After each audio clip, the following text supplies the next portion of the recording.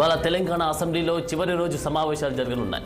ఈ మేరకు కృష్ణా జలాల పంపకాలపై అధికార పార్టీ, ప్రతిపక్ష పార్టీల మధ్య మాటల యుద్ధం జరగనున్నట్లు తెలుస్తోంది. కృష్ణా జలాలు ప్రాజెక్టుల అవినీతిపై మంత్రి ఉత్తమ్ కుమార్ రెడ్డి శ్వేతపత్రం విడుదల చేయనున్నారు.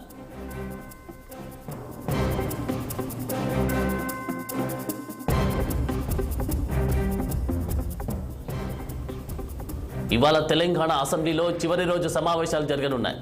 ఈ మేరకు కృష్ణా జలాల పంపకాలపై అధికార పార్టీ, ప్రతిపక్ష పార్టీల మధ్య మాటల యుద్ధం జరగనున్నట్లు తెలుస్తోంది. కృష్ణా జలాలు ప్రాజెక్టుల అవినీతిపై మంత్రి ఉత్తమ్ కుమార్ రెడ్డి శ్వేతపత్రం విడుదల చేయనున్నారు. ఇక ఇదే అంశానికి సంబంధించి మరింత తాజా అప్డేట్స్ మా ప్రతినిధి శ్రీనివాస్ అందిస్తారు. Srinivas, good morning Anand. ఈరోజు అసెంబ్లీ సమావేశాలు చివరి రోజు జరగనున్నాయి. అయితే ఉదయం 10 గంటల నుండి సమావేశాలు ప్రారంభమవుతాయి. అయితే ఈ సమావేశాలకు సంబంధించి ఏదైతే ఇప్పటికే ప్రవేశపెట్టిన ఓటాల అకౌంట్ బడ్జెట్ పై కూడా ప్రధానంగా చర్చ జరిగే అవకాశం ఉంది.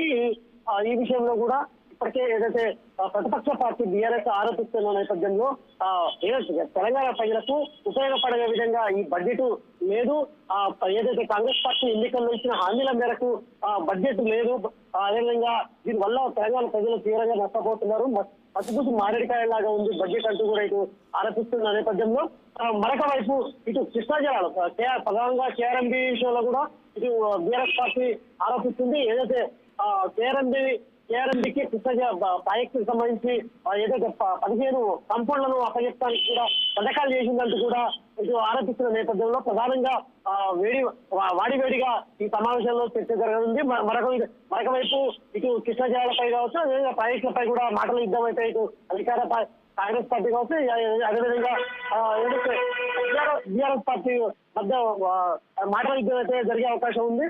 ప్రధానంగా ఏదైతే ఈ రోజు ప్రధాన జరిగే అంశం ఏంటంటే ఈ కృష్ణా జలాలపై ప్రాజెక్టులపై తెలంగాణలో నిర్మించిన ఈ 10 ఏళ్లలో తెలంగాణ ప్రభుత్వం ఏదైతే చేపట్టిన ప్రాజెక్టులు కావచ్చు, అదేవిధంగా ఇతర విషయాల్లో జరిగిన అవినీతిపై ప్రధానంగా ఇరిగేషన్ శాఖ మంత్రి ఉత్తమ్ కుమార్ రెడ్డి శ్వేతపత్రం విడుదల చేయనున్నారు. ఈ నేపథ్యంలో నిన్న ఏదైతే ప్రజాభవన్ లో కాంగ్రెస్ పార్టీకి సంబంధించిన ఎమ్మెల్యేలు, అదేవిధంగా ఇటు ఎమ్మెల్సీలతో పాటు ముఖ్యమంత్రి రేవంత్ రెడ్డి సమావేశమయ్యారు. ఈ సమావేశానికి సంబంధించి ఏదైతే ఉత్తమ్ కుమార్ రెడ్డి ఇరిగేషన్ మంత్రి పవర్ పాయింట్ ప్రజెంటేషన్ చేశారు. అంటే ఏదైతే ప్రధానంగా ఈ 10 ఏళ్లలో బీఆర్ఎస్ ప్రభుత్వం చేపట్టిన ప్రాజెక్టులు అభివృద్ధి పనులు కావచ్చు, అదేవిధంగా ఇటు ఉమ్మడి ఆంధ్రప్రదేశ్ లో కూడా కృష్ణా జలాలపై తీసుకున్న అనుసరించిన విధానాలపై కూడా ప్రధానంగా ఇటు పవర్ పాయింట్ ప్రజెంటేషన్ చేశారు ఉత్తమ్ కుమార్ రెడ్డి. మరొక వైపు ఎమ్మెల్యేలకు అవగాహన కోసం కూడా ఈ మొత్తం టోటల్ గా ఏదైతే అంశాలపై శ్రీనివాస్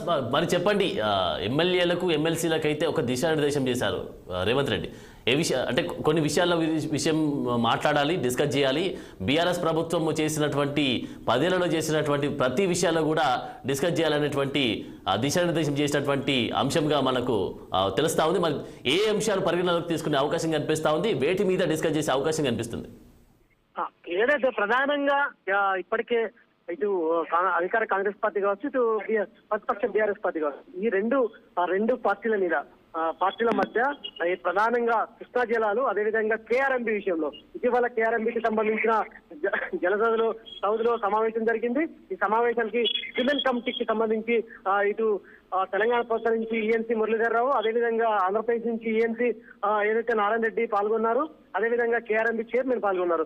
దీనికి సంబంధించి ఏదైతే సమావేశంలో సూత్రప్రాయంగా అంగీకరిస్తున్నట్టు కూడా నేను తెలంగాణ ఈఎన్సీ మాట్లాడిన నేపథ్యంలో దీన్ని ప్రధాన అస్త్రంగా ఇటు బీఆర్ఎస్ ఎంచుకుంది. ఈ నేపథ్యంలోనే కృష్ణా జలాలకు సంబంధించి ఏదైతే ప్రాజెక్టులకు సంబంధించిన 15 కాంపౌండ్లను తెలంగాణ కాంగ్రెస్ ప్రభుత్వం ఇటు కేఆర్ఎంబీకి చెప్పడానికి సంతకాలు చేసిందంటూ కూడా ఆరోపిస్తూ ప్రధానంగా విమర్శనాస్త్రాలు సంధిస్తున్న నేపథ్యంలో తిప్పికొట్టే విధంగా కూడా ఇటు అధికార కాంగ్రెస్ పార్టీ వ్యవహరించే విధంగా ఇటు ఏదైతే దిశానిర్దేశం ముఖ్యమంత్రి రేవంత్ రెడ్డి చేశారు. అయితే ప్రధానంగా కృష్ణా జలాలు కావచ్చు, కేఆర్ఎంబీ విషయంలో ప్రధాన చర్చ జరిగే అవకాశం ఉంది.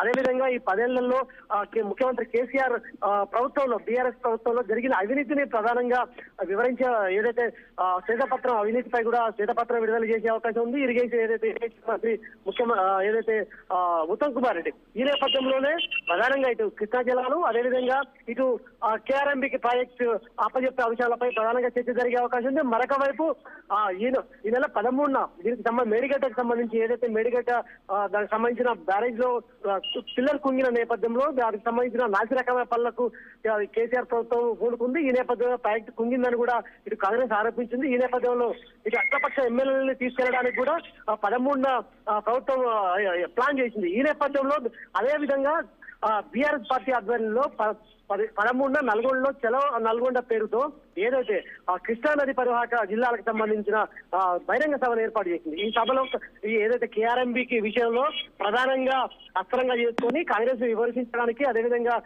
ఏదైతే అంటే తప్పుల్ని చూపడానికి ప్రధానంగా ఇటు బీఆర్ఎస్ ప్లాన్ చేసిన నేపథ్యంలో ఇటు బీఆర్ఎస్ పార్టీకి సంబంధించి కూడా అక్కడ పెద్ద ఎత్తున సభ ప్లాన్ చేసింది. ఈ నేపథ్యంలో దీన్ని తిప్పికొట్టే విధంగా ఇటు కిసాన్ సెల్ తో కూడా కాంగ్రెస్ పార్టీకి సంబంధించిన కిసాన్ సెల్ కూడా నిరసన చేపట్టాలని కూడా నిన్న జరిగిన సమావేశంలో నిర్ణయించారు. దీనికి సంబంధించి పెద్ద ఎత్తున ప్లాన్ చేసి ఖచ్చితంగా ధీటుగా బీఆర్ఎస్ కు సంబంధించిన ఏదైతే అనుసరిస్తున్న విధానాన్ని తిప్పికొట్టే విధంగా అయితే ఇది కాంగ్రెస్ ప్రభుత్వం వ్యవహరిస్తుందని చెప్పొచ్చు.